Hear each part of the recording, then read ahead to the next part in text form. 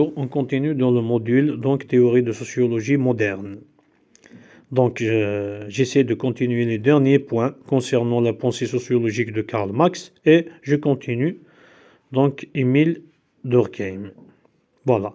Donc le dernier point concernant donc la pensée sociologique de Karl Marx, c'était ce point. Donc Marx recense 3 critères déterminant la définition d'une classe sociale. Donc, selon Karl Marx, la classe sociale se définit par 3 critères.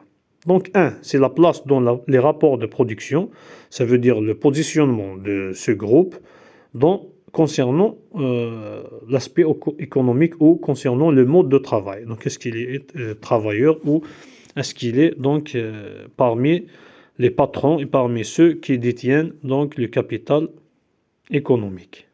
Voilà, ça c'est un. Donc la place dans les rapports de production. 2. La participation aux antagonismes sociaux qui se manifestent dans la lutte pour le pouvoir politique. Ici, par exemple, la participation aux antagonismes sociaux, c'est donc en quelque sorte la participation au conflit. Au conflit donc qu'il y a entre les deux classes.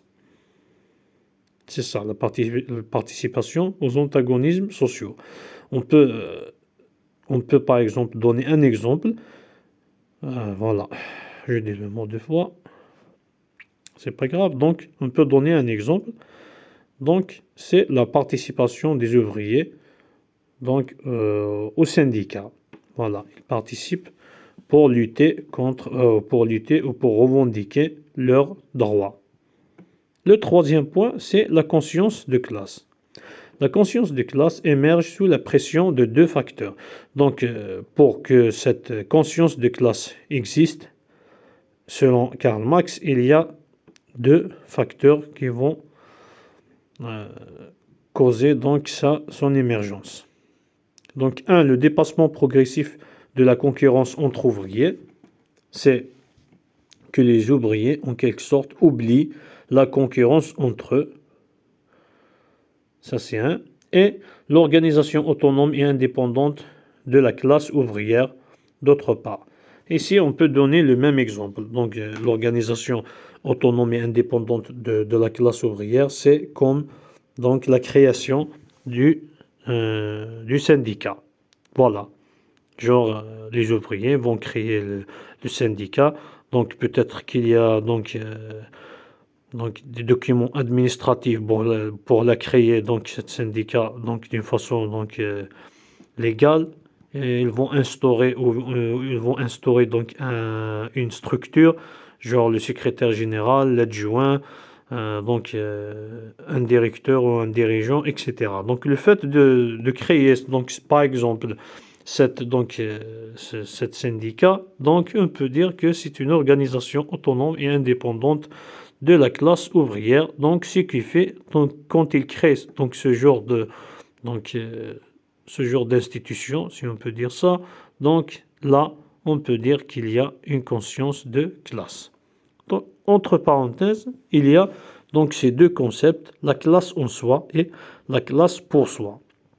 Donc selon toujours Karl Marx, la classe en soi, c'est quoi? Donc on retourne toujours au même exemple pour bien comprendre. Donc la classe en soi, c'est des ouvriers, c'est les mêmes ouvriers que je cite, donc j'ai cité avant.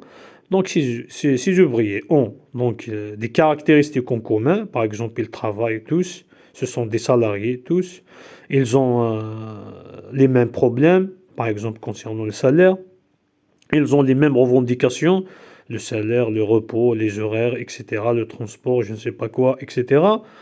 Mais quand on dit la classe en soi, ces ouvriers, même si quelqu'un de l'extérieur va voir que ces ouvriers forment un groupe, parce qu'ils ont les mêmes caractéristiques, les mêmes ambitions, etc.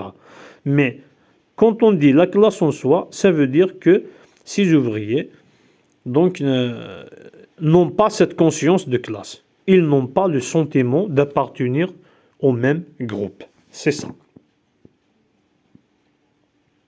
Au contraire, la classe pour soi, c'est le contraire. Qu'est-ce que ça veut dire? Il y a ces ouvriers, il y a donc, ils ont les mêmes caractéristiques, etc., etc., mais ils ont ce sentiment, donc ils ont ce sentiment d'appartenir au même groupe. C'est ça la classe en soi et la classe pour soi. Voilà. Donc on continue. Donc on continue. On va voir Émile Durkheim. Voilà. Donc Émile Durkheim, 1858-1917, le père fondateur de la sociologie française, a donné à la discipline un objet d'étude bien déterminé, qui est, entre parenthèses, le fait social. Donc, selon Émile Durkheim, l'objet d'étude de la sociologie, c'est le fait social. Point. Donc, et une méthodologie spécifique. Cette méthodologie spécifique, c'est la méthode quantitative. Voilà, entre parenthèses, les règles de la méthode sociologique 1895, qu'il a appliquée, donc on parle ici de la méthodologie spécifique qu'il a appliquée à un exemple, le suicide. Voilà, il a appliqué donc la méthode quantitative dans son travail concernant le suicide, donc intitulé Le suicide, une étude sociologique 1897. Il a aussi donné à la sociologie une assise institutionnelle, donc, virgule, il est le créateur de la revue L'année sociologique. Voilà. Donc, quand on dit une assise institutionnelle, genre, il a marqué un point, donc, dans l'institutionnalisation de la sociologie. C'est la création d'une revue, donc d'une revue scientifique, bien sûr, qui est appelée l'année sociologique. Donc cette revue, donc c'est Émile Durkheim et ses disciples, ou entre parenthèses, ses élèves qui l'ont créée. Donc Émile Durkheim et ses élèves. Voilà. Bon, normalement, on n'utilise pas le mot élève, mais c'est juste pour donc comprendre le point. On continue. Le thème dominant de son œuvre concerne la cohésion sociale. Donc, c'est quoi la cohésion sociale? Donc, ici, le thème dominant donc, de son œuvre, c'est la cohésion sociale. Donc, la cohésion sociale, c'est le lien, ou on peut dire le lien invisible qui unit les individus d'une société. C'est ça, c'est le lien. Ou les liens. Voilà, le lien social. Donc, entre parenthèses, donc le nom de l'ouvrage de la division du travail social 1893 et les formes élémentaires de la vie religieuse 1912. Donc il y a deux ouvrages ici. Donc il pense qu'il faut faire face au risque de la dissolution des liens sociaux dans la société industrielle. Donc Durkheim pense donc qu'il faut faire face donc au risque de la dissolution des liens sociaux, c'est donc en quelque sorte la perte de la société de ses normes et valeurs. C'est ça la dissolution des liens sociaux dans la société industrielle. Voilà. Donc on continue. Toute l'activité intellectuelle de Durkheim et sa vie elle-même qui se confond largement apparaît avoir été dominée par un double projet. Donc c'est quoi ce double projet? Établir la sociologie comme discipline scientifique rigoureuse, pleinement autonome et ayant vocation à devenir le corpus des sciences sociales. Voilà. Donc son premier objectif c'est d'inaugurer donc la sociologie comme discipline scientifique. Voilà. Ça c'est un. Deux, contribuer à l'émergence d'un nouveau système social qui, basé sur la raison et sur la science, soit susceptible d'assurer la cohésion des sociétés modernes menacées d'anomie. L'anomie, c'est la perte des valeurs et des normes dans une société. Voilà. Ou dans la société moderne. Voilà. Donc ici, il a contribué, il a voulu contribuer, il a voulu en quelque sorte, donc en se basant sur la raison et sur la science. Donc déjà, j'ai lu un passage où il a dit, donc il est contre donc la religion. Il dit que l'éducation c'est plus essentiel que la religion. Pourquoi? Donc, quand il contrôle l'éducation, donc pour assurer en quelque sorte à la fin une cohésion sociale. J'ai croisé donc un article sur ça, je ne me souviens pas où exactement. Ça, c'est entre parenthèses. Donc ici, Émile Durkheim veut en quelque sorte aider à trouver donc comment dirais-je, contribuer. Donc il veut aider donc à trouver un ordre social en quelque sorte. Voilà, c'est ça. Donc en se basant sur la science et la raison. Donc on continue. La sociologie du fait social. On a dit que le fait social, c'est selon Émile Durkheim l'objet d'étude de la sociologie. Donc on va voir ici, intériorisé par les individus par le biais de l'éducation, les faits sociaux consistent en des manières d'agir, de penser et de sentir extérieures à l'individu, donc qui ne sont pas donc propres à un individu, mais qui sont extérieures, qui sont doués d'un pouvoir de coercition en vertu duquel il s'impose à lui. Donc, ces faits sociaux exercent, en quelque sorte, ils exercent une pression sur l'individu. Donc, toujours il y a une contrainte. L'individu veut faire quelque chose, mais il y a toujours ces faits sociaux qui, donc, en quelque sorte, qui le gênent ou qui lui fassent une contrainte. Voilà, donc ces faits sociaux, on a dit que c'est la manière d'agir, de penser et de sentir. Donc on continue. Effet social, toute manière de faire, figée ou non, susceptible d'exercer une contrainte extérieure, ou bien encore qui est générale dans l'étendue d'une société donnée, tout en ayant une existence propre, indépendante et manifestation individuelle. Voilà, les règles de la méthode sociologique. Ce qu'il faut retenir, c'est que le fait social et les faits sociaux sont des manières d'agir, de penser et de sentir extérieures à l'individu et qui s'imposent à lui. Voilà. Ils exercent en quelque sorte une pression. Donc selon Émile Durkheim, extériorité, étendue et contrainte caractérisent le fait social.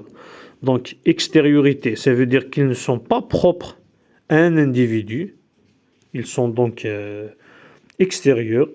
Ils sont, en quelque sorte, c'est des représentations du groupe. Voilà. Et deux, étendus, ça veut dire que, voilà, c'est ça. Ils sont étendus sur tout le groupe social ou la société. Et contrainte, ça veut dire qu'il exerce toujours une contrainte sur les individus. Donc chaque action d'individu est, en quelque sorte, il y a le fait social qui est donc cette manière de penser, d'agir ou de sentir qui exerce donc cette pression sur l'individu. En quelque sorte, il n'est pas libre de faire ce qu'il veut dans une société. Voilà. Donc leur extériorité par rapport aux individus, ils existent avant et après les individus, ce qu'il existe en dehors d'eux. Le pouvoir de coercition, de contrainte qu'ils exercent ou sont susceptibles d'exercer sur les individus, la présence de ce pouvoir de reconnaissant, de ce pouvoir se reconnaissant, soit à l'existence de quelques sanctions déterminées, soit à la résistance que le fait oppose à toute entreprise individuelle qui tend à lui faire violence. Donc ici, en quelque sorte, c'est une explication de ce pouvoir de coercition ou cette contrainte. Donc, un exemple dans notre société. Donc, il y a des mots qu'on ne peut pas dire, par exemple, des mots vulgaires qu'on ne peut pas dire en famille. Voilà. Donc pourquoi on ne peut pas dire donc ce genre de mots qu'on peut par exemple définir comme mot de rue, etc., ou le mot vulgaire. Donc pourquoi? Parce qu'il y a une contrainte. Il y a en quelque sorte les valeurs, etc. Il y a donc quand on éduque donc un enfant, donc dès le départ, il y a toujours en quelque sorte quelque chose qui ne le laisse pas dire n'importe quoi, par exemple, devant ses parents. C'est ça la contrainte. Il y a une contrainte. Sinon, tout le monde peut faire ce qu'il veut à 100%. Donc toujours, il y a cette contrainte. Donc ça diffère entre une société et une autre, mais il y a toujours ce pouvoir de coercition ou cette contrainte.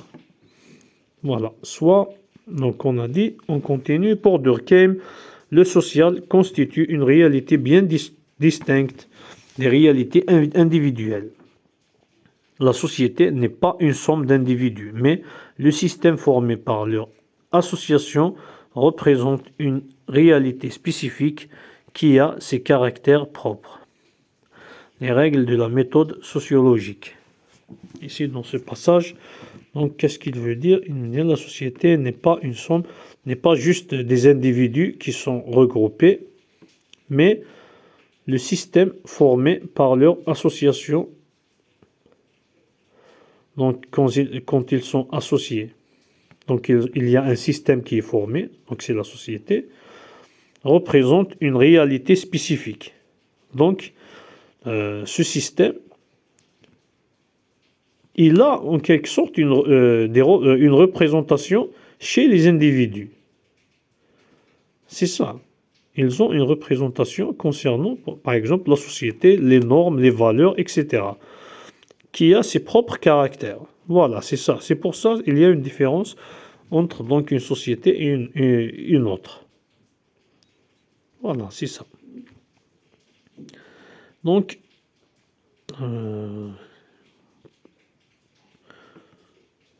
en quelque sorte, ici, donc pour Durkheim, le social constitue une réalité bien distincte des réalités individuelles. En quelque sorte, donc le social ou la société, c'est des représentations. Donc c'est des choses qui existent en dehors des individus. C'est pas des choses individuelles, mais tout le groupe des individus ont cette donc représentation, par exemple, des normes et des valeurs ou de la société, etc.